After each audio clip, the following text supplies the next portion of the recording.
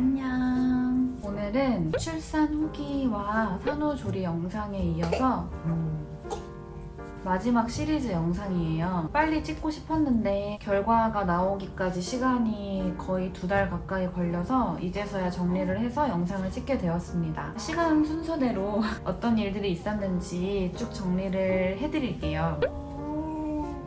3월 13일에 이나가 태어나고 3월 21일 이나가 태어난 지 일주일하고 하루 되는 날 PKU 테스트라고 부르는데 선천적 대사장애 검사를 하기 위해서 미드와이프가 저희 집에 방문을 했어요. 그래서 발 뒤꿈치에 피를 내서 그걸 찍어서 병원에 보내는 방식으로 검사를 하더라고요. 사실 확률상 너무 가능성이 적은 검사이기 때문에 크게 걱정을 안 했던 것 같아요. 이 전에 영상들 보시면 아시겠지만 병원에서 이것저것 검사를 이나가 많이 했었기 때문에 이제 검사들이 다 끝났고 안심해도 되겠다라고 저희 둘 다 생각을 하고 있었던 것 같아요. 그러고 나서 이틀 후 3월 23일에 남편이 회사에 있다가 하우스 닥터한테 전화를 받았어요. 재검을 받아야 할 것 같으니까 당장 응급실로 가라 이렇게 연락을 받아서 남편이 급하게 집으로 오게 됩니다. 정신없이 병원으로 같이 출발을 했어요. 끝났다. 다행히 그 검사를 받아야 되는 병원, 상위 병원이라고 해야 되나? 그런 병원이 저희 집에서 차로 5분 거리에 있어서 금방 갈 수 있었고 정맥혈로 피를 뽑아야 되는데 아기가 너무 작아서 계속 피 뽑는 거를 실패하는 거예요. 아기도 너무 울고 그때 저랑 남편이랑 되게 많이 울었어요.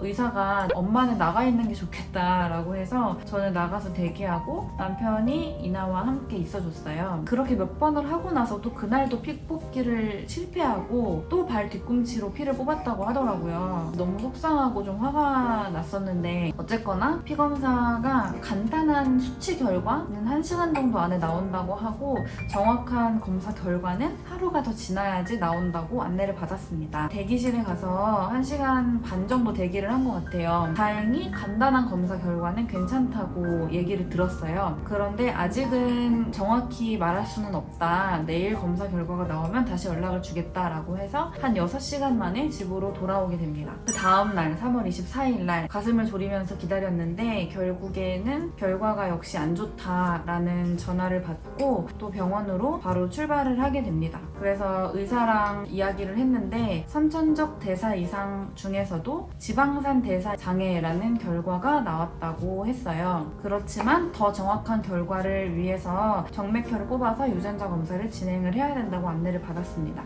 여기서 잠깐 지방산 대사 장애가 어떤 것인지 설명을 드릴게요. VLCAT이라고 하고 이 병명의 약자입니다.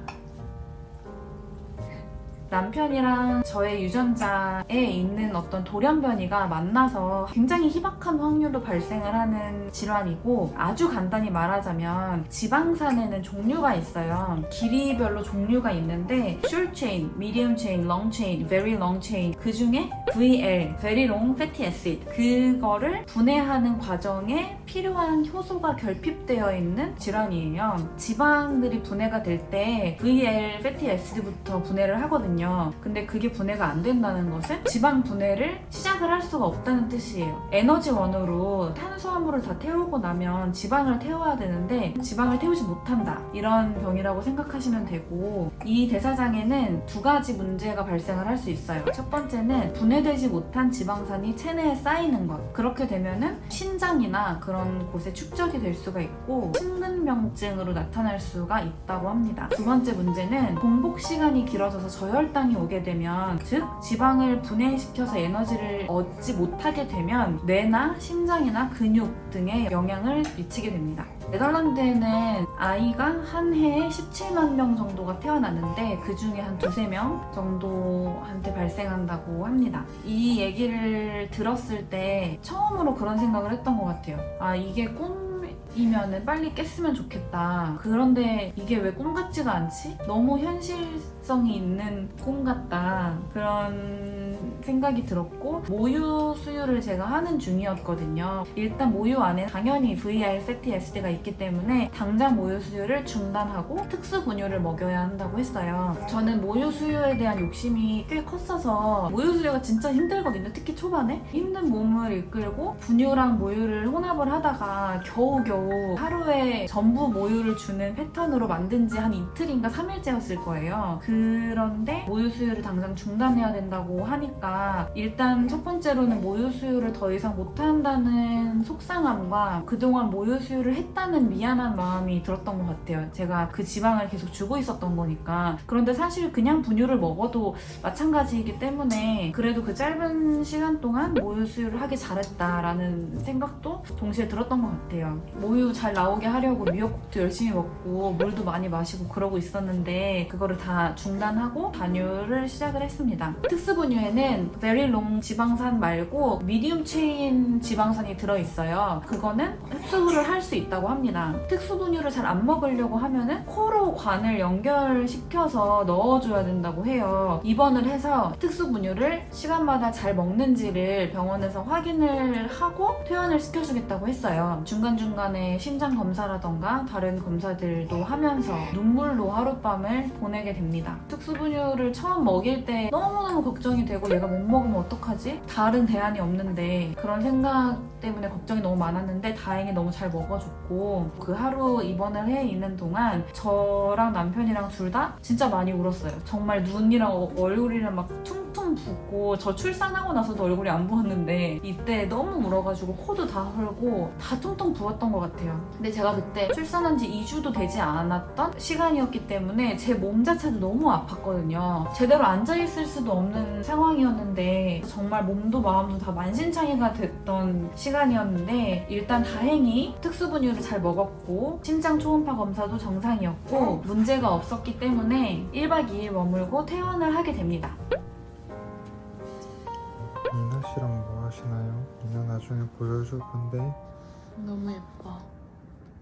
이나 아빠, 여긴 어디예요? 소아과 입원실입니다. 왜 여기에 있나요? 이나 아유 아프진 않지. 이나가 더 건강해지려고 병원에 왔어요. 울지 마. 우리 남편이랑 나랑 짧은 시간 안에 너무 많이 울어가지고 괜찮아. 힘내자. 우리 이나 혈압 재자. 괜찮아. 괜찮아. 아픈 거 아닌데. 유전자 검사는 다른 병원으로 보내야 된다고 하는데 곧 주말이어서 다음 주 초에 진행을 하기로 했어요. 퇴원을 일단 하게 됩니다. 여기 우리가 머물렀던 병실이에요. 여기 화장실이 있었고. 아이고 이뻐라. 몇 번째 퇴원인지 모르겠어요. 몇 번째니? 하나, 둘, 셋, 네 번째? 집에 가자. 아이가 혹시 열이 나거나 아픈 것 같으면 홈닥터로 통하지 말고 바로 응급실로 오라고 안내를 받았어요. 왜냐면 아파서 에너지가 빠지거나 잘 안 먹게 되면은 진짜 큰일 나기 때문에. 그리고 분유를 먹이는 텀과 최소 양을 반드시 지켜야 돼요. 이게 공복이 돼서 저혈당이 오면 안 되기 때문에. 그래서 혹시나 아기가 토하거나 개원하게 되면은 그만큼을 다시 먹여야 되고 또 밤에도 애가 잘 자더라도 반드시 깨워서 시간마다 분유를 먹여야 된다고 안내를 받았습니다. 분유 텀은 시간이 지나면서 좀 늘어날 수 있고 공복으로 있어도 되는 시간이 나이가 들면서 점점 길어지기 때문에 나중에는 몇 시간이지? 12시간? 12시간까지 공복으로 있을 수 있다고 해요. 사실상 거의 일반인처럼 살아갈 수 있는 거라고 볼 수 있겠지? 물론 지방을 먹으면 안 되는 식이 조절은 여전하지만 3월 30일이 됐어요. 주말이 지나고 정맥혈로 피검사를 하기 위해서 다시 병원에 방문을 했습니다. 우리 이나 오늘 정맥혈 검사하러 왔어요.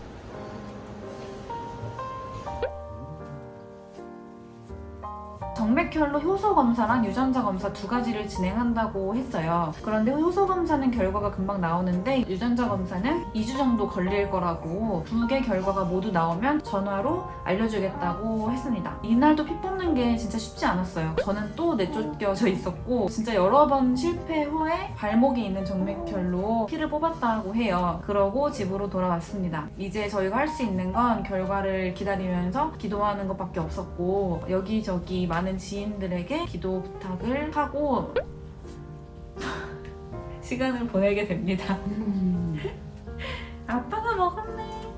그러고 2주가 지났어요. 4월 15일 이나 결과가 나오는 날이었는데 신랑이랑 저랑 이나 결과 나오는 홈을 계속 껐어요. 머릿속에 너무 많이 차지하고 있구나 그런 생각이 들었는데, 효소 검사 결과는 VL컷 확정, 유전자 검사 결과는 아직도 나오지 않았다고 했어요. 그러고 나서 4월 22일에 병원 내원을 하게 됩니다. 문제는 아직도 유전자 검사 결과가 안 나왔다는 거예요. 그 결과와는 상관없이 특수분유를 먹이면서 3시간마다 수유하는 거는 똑같기 때문에 달라지는 건 없었고 3주 후에 다시 전화를 주겠다고 했어요. 이게 3주나 걸릴 건 아닌데 의사가 휴가를 갔다고 하네요. 정말 의사의 워라밸이 참 좋습니다. 네덜란드는. 피 검사를 또 했어요. 그날 근육 손상이 혹시 있는지 등등 현재 상황을 확인하기 위해서 필요하다고 했고, 그래서 발 뒤꿈치로 체열을 했습니다. 제가 이때 처음으로 제정신으로 의사랑 얘기를 많이 한 것 같아요. 그 전에는 계속 울었는데 이번엔 좀 정신을 차리고 질문들도 많이 적어가서 의사랑 열심히 이야기를 했고, 그러고 나서 영양사와 면담을 진행했어요. 이유식을 아직 시작할 때는 아니지만 해야 될 때 어떻게 해야 하는지를 알려주고, 예를 들어 과일이랑 채소는 다 먹어도 되는데 계란은 뭐 흰자는 되고 노른자는 안 되고, 빵은 어떤 건 되고 어떤 건 안 되고 등등 그런 거 안내를 대충 받았고, 이유식을 시작할 때 더 자세히 알려주겠다고 했습니다. 3주가 지나서